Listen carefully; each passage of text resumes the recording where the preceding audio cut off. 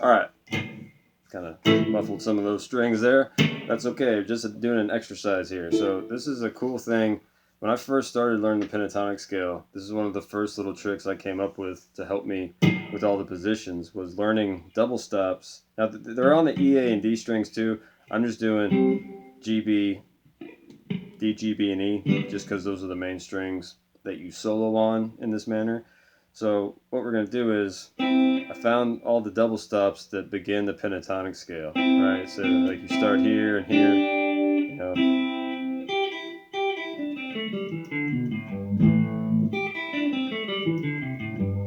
Right, so you go open, open and one. There you have open and one. B on one, open E, which is this, right? And then you're gonna have 3 on B and E, 5 on B and E, 8 on B and E, 10 on B and E, 12 and 13 B and E, 15 B and E, 17 B and E, 20 B and E.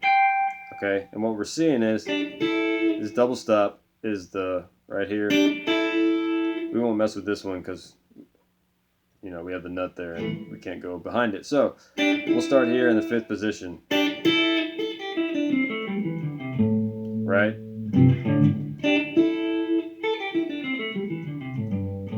So that's why these are useful, because you know that if you can memorize this pattern, here's 5. And here's 1. Right? Here's 2. Here's 3. Right? Well, here's 4. And then back to 5. Okay? Right back where we started. And so that's just on one set of strings that helps you see that. And then as you want to move up the neck, like when you're up here, basically we're starting on G and B. It's like there's your A minor chord. And then you just want to find all the double stops in the strings. Like here's, this is all out of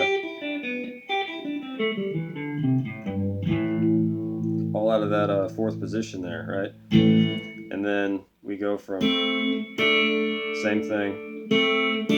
And then just find them all that connect, right?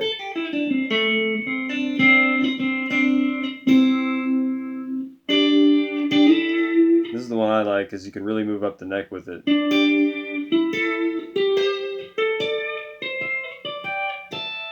And so that's how you want to be visualizing them, is seeing everything as a double stop, but as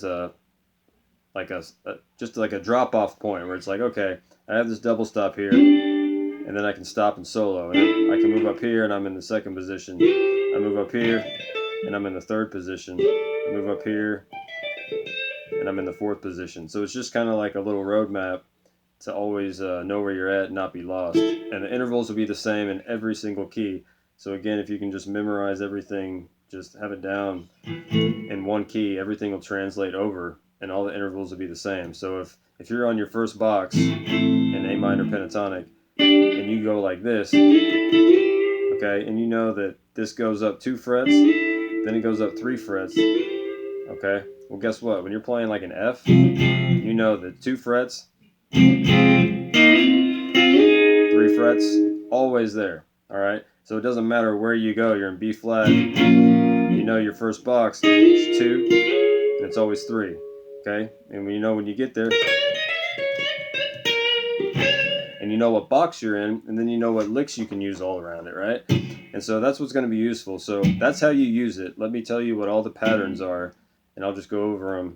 Try to be as quick as possible. But you have on the B and E string, 1 on B with open E, 3 on B and E, 5 on B and E, 8 on B and E, 10 on B and E, 13, 12 BE, 15 B and E, 17 B and E, 20 B and E. All right.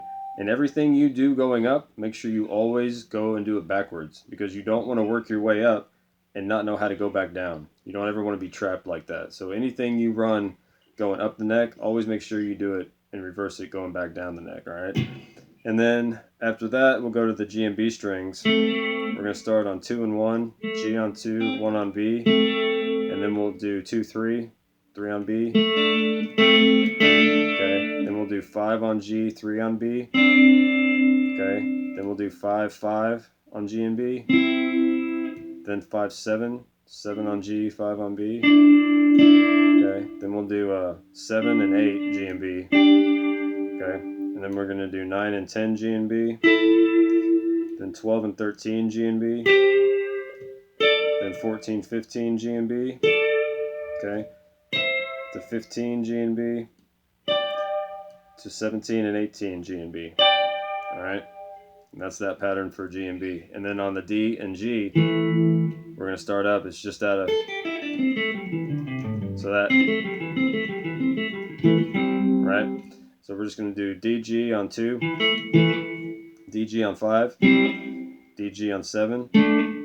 When you get up to 9 and 10, you're going to have 10 on D, 9 on G. And you're going to have 12 on D and G, 14 D and G, 17 D and G, 19 D and G. All right.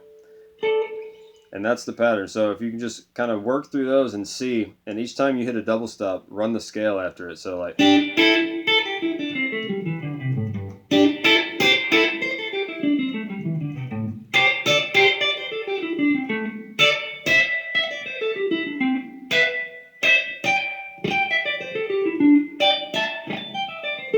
and that way you can start visualizing running up the neck, and you'll start to see these things connect. And even if you're like at a loss for what to do, at the very least, I mean, you can just do like something like, even as silly as it may sound at the time, you can just go like,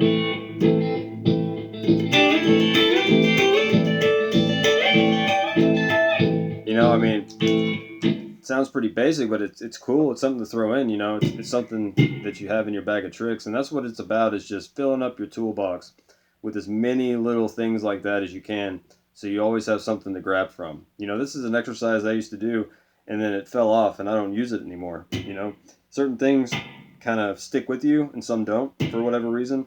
Sometimes you take what you need from it, and you don't need it anymore. And then other times, it's just so useful for your style of playing, you continue to practice it every day. But that's just something to chew on. I thought it was helpful for me in the beginning. And there's other ones you can find. You can start adding in notes that are borrowing like from other modes. You could go like, you